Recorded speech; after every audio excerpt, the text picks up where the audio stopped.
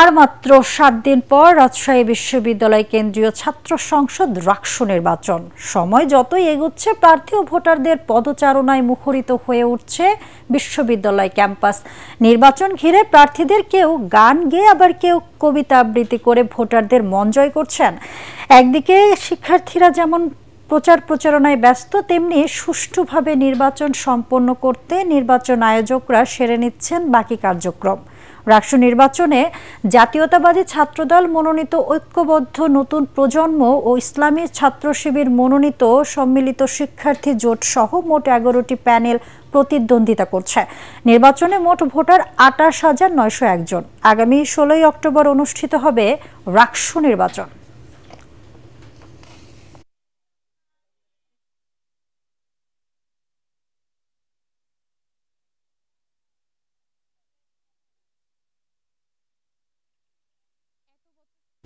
নির্বাচন হচ্ছে, ভেতর থেকে তো আনন্দ মুখরতা বিরাজ করছে। এই সংস্কৃতিকে যারা প্যাশন হিসেবে নিতে চায়, যারা প্রফেশন হিসেবে নিতে চায়, তারা যেন ওয়ার্ল্ড ওয়াইড একটা সুবিধা পেয়ে থাকে। শিক্ষার্থীদের আবাসস্থল সেটা অন্তত তাদের প্রয়োজন মাফিক হবে, যেখানে তারা শান্তিতে থাকতে পারবে। নির্বাচন দেওয়ার স্বার্থে একটি সেল গঠিত হয়েছে, কিন্তু সেই সেলের কার্যকারিতা আমরা এখনো পর্যন্ত দেখতে পাইনি। 16 অক্টোবর যে নির্বাচনের ডেট নির্ধারিত হয়েছে, ইনশাল্লাহ এই ডেটেই নির্বাচন হবে।